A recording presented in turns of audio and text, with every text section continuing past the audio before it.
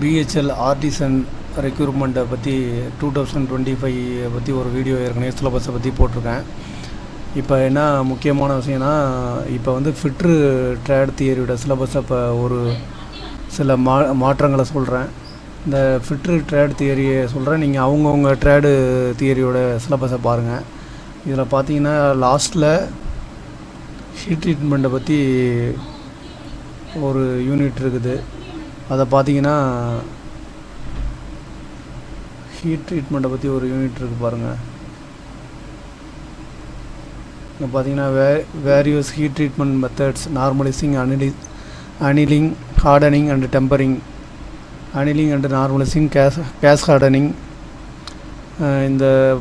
இது வந்து இங்கேயும் இருக்குது.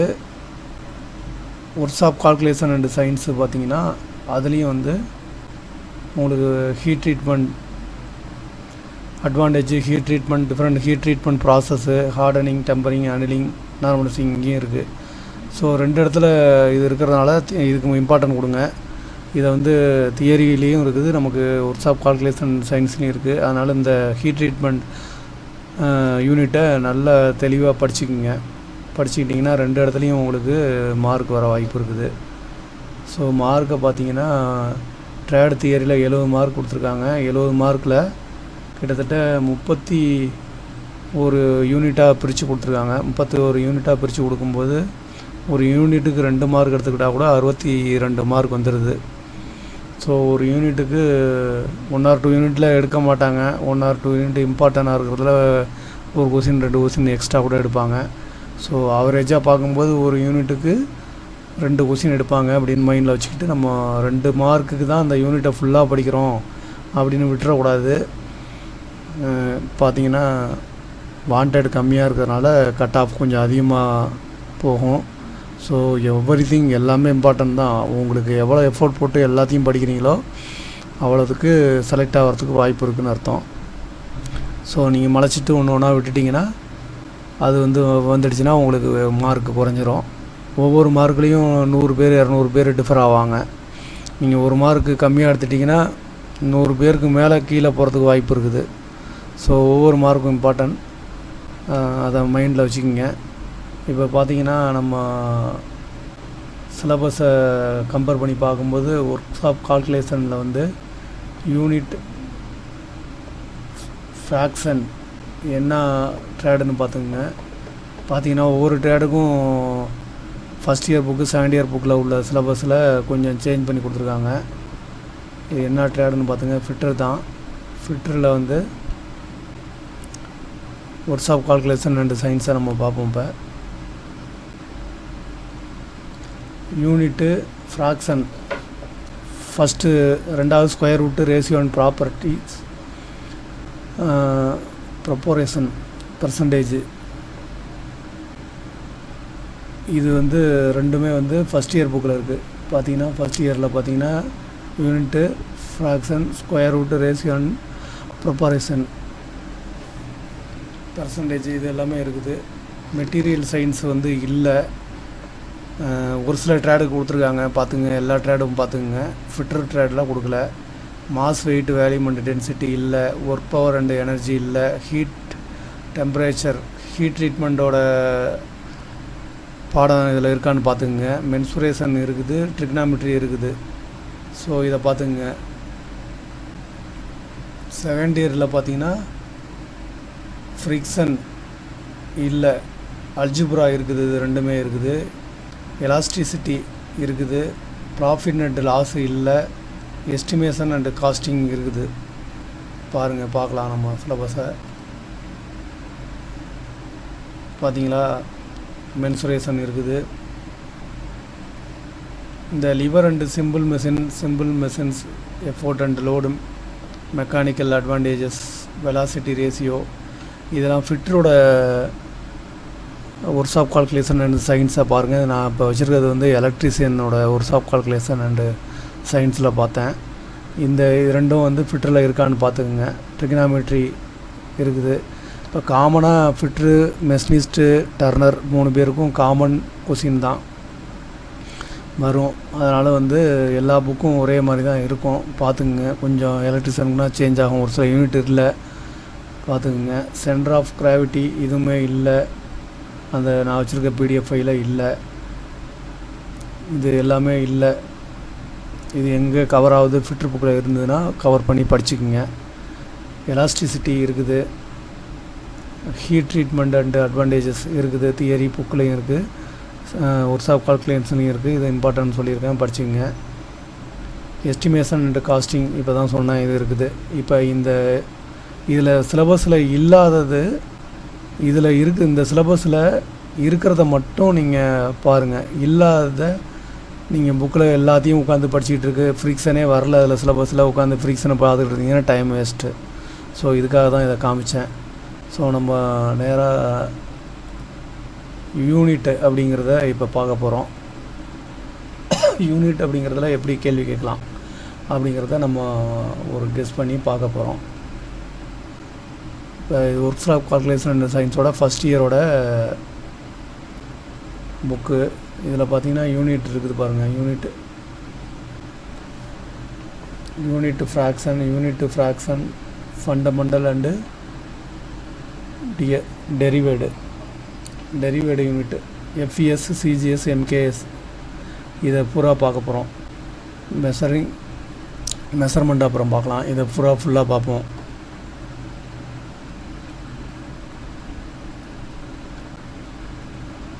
எப்படி படிக்கணும்னு ஒரு எக்ஸாம்பிள் தான், எல்லாமே சொல்லிக் கொடுக்க முடியாது. எப்படி படிக்கணும்னு ஒரு எக்ஸாம்பிள். இப்போ பார்த்தீங்கன்னா யூனிட்னா என்ன, யூனிட் டிஃபைன்டு எதை குறிக்குது, standard or fixed quantity of one kind used to measure other quantities of same kind.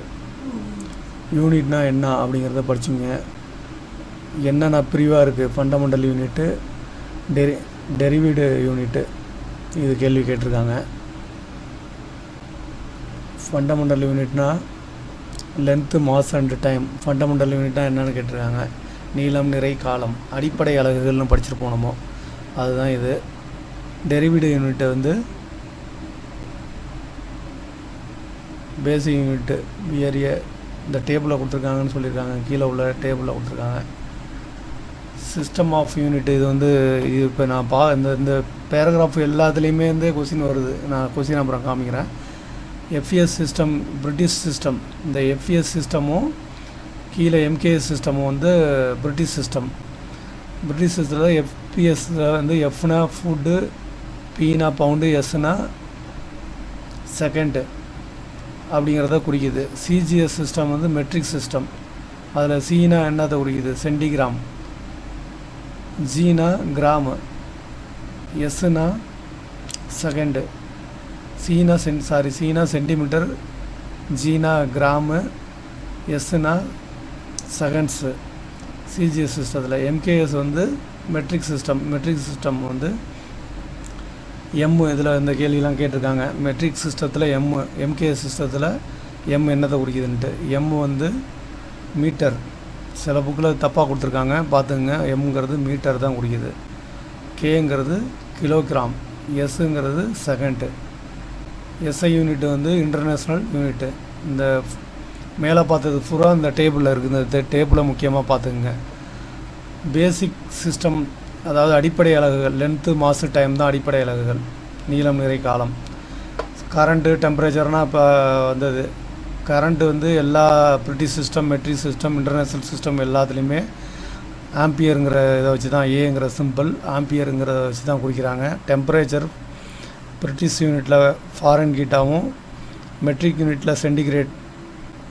CGS, எம்கேஎஸ்னு மெட்ரிக்கில் ரெண்டு விதமாக பிரிச்சுருக்காங்க, ரெண்டுலேயுமே சென்டிகிரேட் தான். இன்டர்நேஷ்னல் யூனிட்டில் கெல்வின்னு குறிக்கிறாங்க. இதெல்லாம் பார்த்துங்க, இந்த அட்டவணையை பார்த்துங்க, அந்த அட்டவணையிலேருந்து கொஸ்டின் வரும். லைட் இன்டென்சிட்டியே எல்லாமே கேண்டிலான்னு தான் குறிக்கிறாங்க, சிடி சிம்பிள் வந்து. இது லைட் இன்டென்சிட்டியும் கரண்ட்டும் வந்து ஆம்பியர்னு எல்லாத்தையுமே குறிக்கிறாங்க, இது கேண்டிலான்னு குறிக்கிறாங்க. இது ரெண்டையுமே பார்த்துங்க. என்னென்ன பேர் வைக்கிறது தான் அவங்க குழந்தைங்களுக்கு பேர் வைக்கிறது மாதிரி. லென்த்துக்கு வந்து மெட்ரிக் சிஸ்டமில் சென்டிமீட்டர்னு சொல்கிறாங்க, எம்கேஎஸில் மீட்டரில் தான் அவங்க சொல்லுவாங்க. நம்ம இன்டர்நேஷ்னல் யூனிட்டில் வந்து மீட்டரை தான் எடுத்துக்கிறாங்க. ஸோ லென்த்தை ஃபவுண்டில் பிரிட்டிஷ் சிஸ்டமில் ஃபவுண்டுன்னு கூப்பிடுவாங்க. ஃபவுண்டு அவங்களுடைய அளவு முறை ஃபவுண்டில் இருக்கும். 1 பவுண்டு 2 பவுண்டு 1 பவுண்டுனா எவ்வளவு அதை படிச்சுக்கணும். மாதம் வந்து எல்பின்னு குடிக்கிறாங்க. பிரிட்டிஷ் சிஸ்டம் வந்து எல்பின்னு குடிக்கிறாங்க. டைம் வந்து எல்லாமே செகண்ட் தான். டைமை பார்த்தீங்கன்னா பிரிட்டிஷ் யூனிட்டு மெட்ரிக்ஸ் யூனிட்ஸில் சிஜிஎஸ் எம்கேஎஸ் எல்லாத்துலேயுமே டைம் வந்து செகண்டு சேம் தான். ஸோ ஒரு சிஸ்டம்லேயும் லென்த்து மாசு டைமை எப்படி எழுதுகிறாங்க, என்ன மெத்தடில் அதை டேபிள் போட்டு வச்சுருக்காங்க அப்படிங்கிறது தான் அந்த யூனிட்டு. இந்த டேபிளை முக்கியமாக படிச்சுக்கிங்க. இந்த டேபிள்லேருந்து கொஸ்டின் வரும். ஸோ இந்த டேபிளை படிச்சுட்டு அதுக்கப்புறம் இதெல்லாம் ஒன்று விடாமல் படிச்சுங்க. எம்கேஎஸ் சிஸ்டமில் என்ன ஸ்கொயர் மீட்டர்லாம் அந்த சிஸ்டமில் எப்படி இருக்குது, ஒரு சுற்றத்தையும் எப்படி இருக்குது அப்படிங்கிறது இங்கே இருக்குது. இந்த டேபிள் எல்லாத்தையுமே பார்த்துக்குங்க. லென்த்துனா யூனிட் வந்து மில்லிமீட்டர் மீட்டர் கிலோமீட்ரு லென்த் அப்படி தான் குடிக்கிறாங்க. மாத கிலோகிராம் கிராமில் குடிக்கிறாங்க. அதோட சிம்பிளுங்க. இது எல்லாத்தையுமே ஓரளவு பார்த்துக்குங்க. டெரானா டீன் சிம்பிள். டெராங்கிறது வேல்யூ, டெராவோட 10^12. ஜிகாவோட வேல்யூ 10^9. அது ஜின்னு குடிக்கிறாங்க. மெகா சிம்பிள் எம்முன்னு குடிக்கிறாங்க 10^6. கிலோ கேன்னு குடிக்கிறாங்க 10^3. இதெல்லாம் பார்த்துக்குங்க. ஒன்வேர்டில் எப்படி வேணாலும் கேட்கலாம். இந்த யூனிட்டை படிச்சுக்கிங்க. ஒரு மீட்டர் 3.281 ஃபீட்டு. ஒரு கிலோமீட்டர் 0.621 மைலு. இது எல்லாத்தையுமே படிச்சுக்கிங்க. இம்பார்ட்டன்ட் தான். மாசு 1 கிலோகிராம் 2.205 எல்பி. இதை படிச்சுங்க. இதோட இந்த டேபிளை இம்பார்ட்டன்ட் எது அப்படின்னு பார்த்துட்டு நோட் பண்ணி வச்சுட்டு படிங்க. எல்லாமே இம்பார்ட்டன்ட் தான். முக்கியமானதை படிச்சுட்டு அப்புறம் எல்லாத்தையுமே படிச்சுங்க. ஒரு மெகா பிக்சல் வந்து எத்தனை பாஸ்கல்னு போட்டிருக்காங்க. ஒரு கிலோ வாட்டுங்கிறது 1000 வாட்டு. இது எல்லாமே படிச்சுங்க. 1 இன்ச்சு 25.4 mm. இது வந்து இம்பார்ட்டன்ட். இது அடிக்கடி கேட்டுட்ருக்காங்க. இதில் சில இடத்துல ஆன்சரில் 25.4 mmலையும் கொடுத்துருப்பான், 2.54 சென்டிமீட்டர்னு கொடுத்துருப்பாங்க. அதை நல்லா செக் பண்ணிக்கிங்க. சென்டிமீட்டரில் கொடுத்துருந்தாங்கன்னா 2.54. அதை பார்த்துங்க. இந்த டேபிளில் எல்லாத்தையுமே ஒரு பவுண்டுனா எவ்வளவு, ஒரு கேஜினா எத்தனை எல்பிஎஸ்ஸு, அதை எல்லாத்தையும் பார்த்துங்க. ஒரு மெட்ரிக் டன் 0.98 டன்னு. இது எல்லாமே இம்பார்ட்டன்ட் தான். ஒரு ஏக்கர் 100 சென்ட், ஒரு சென்ட் 436 ஸ்கொயர் ஃபீட்டு, ஒரு கிரவுண்டு 2400 ஸ்கொயர் ஃபீட்டு. இது எல்லாத்தையுமே பார்த்துங்க. இது வந்து அடிக்கடி கேட்குறாங்க. மைக்ரான். ஒரு மைக்ரான்ங்கிறது 0.001 mm. 0.001 mmங்கிறது தான் ஒரு மைக்ரான். இல்லைனா இதை சில நேரத்தில் வந்து ஏமாத்துறதுக்காக 1/1000 mmன்னு கூட போட்டிருப்பாங்க. ஸோ இது என்ன, நம்ம 0.001 தான் படிச்சிருக்கோம், 1/1000 போட்டிருக்காங்கன்னு ஏமாந்துடக்கூடாது. நோட் பண்ணிக்கிங்க. இது எல்லாத்தையுமே படிச்சுங்க. ஒரு மில்லிமீட்டருக்கு எத்தனை யூ.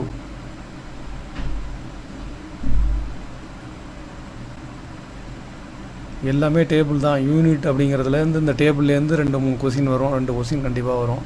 ஒரு ரேடியனுக்கு வேல்யூ 180 ரேடியன். 1 ரேடியன்னா 180 pi 180 radian equal to pi radian. இது எல்லாத்தையுமே பார்த்துக்குங்க. சென்டிகிரேடு, ஃபாரன்ஹீட்டு, இதை பார்த்துக்குங்க.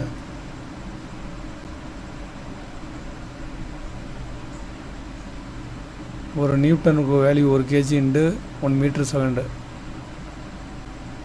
இது எல்லாமே பார்த்துக்குங்க.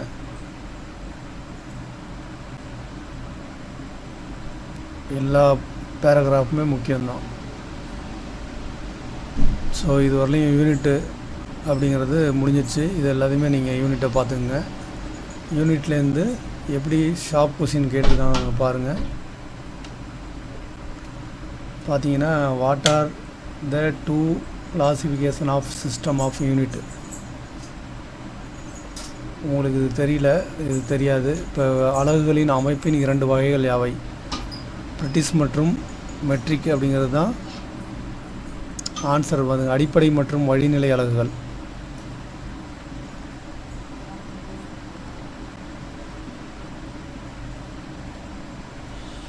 அடிப்படை அலகுகள் என்றால் என்ன? அதுதான் நம்ம அதில் பார்த்தோம்ல, நீளம், நிறை, கன அளவு, லென்த்து, மாசு, வேல்யூம் தான்.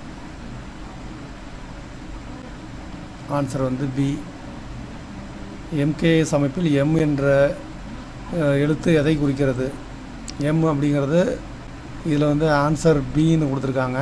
பி மைல்னு போட்டிருக்காங்க. மைல் கிடையாது, தப்பாக கொடுத்துருக்காங்க. மீட்டர் தான்.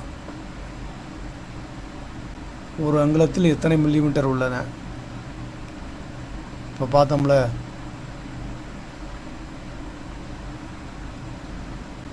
25.4 mm.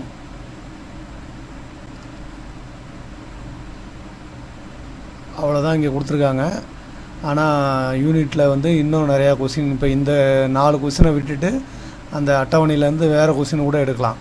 ஸோ இந்த 4 கொஸ்டினை மட்டும் படிச்சுட்டு நம்ம யூனிட்லேருந்து நான் அவ்வளோ பேராகிராஃபில் 4 கொஸ்டினை படிச்சுட்டு 4 வரலன்னு போய் சொல்லிகிட்டு இருக்கக்கூடாது. ஸோ இந்த 4 கொஸ்டினை தாண்டி யூனிட்டில் இருக்குது, நிறையா கொஸ்டின் இருக்குது. நம்ம பார்த்தது எல்லா அட்டவணையிலேருந்து கொஸ்டின் எடுக்கலாம். ஸோ அது எல்லாத்தையும் பார்த்து படிங்க. அடுத்தது வந்து நம்ம எல்சிஎம்மு இதெல்லாத்தையும் அடுத்த வீடியோவில் பார்ப்போம்.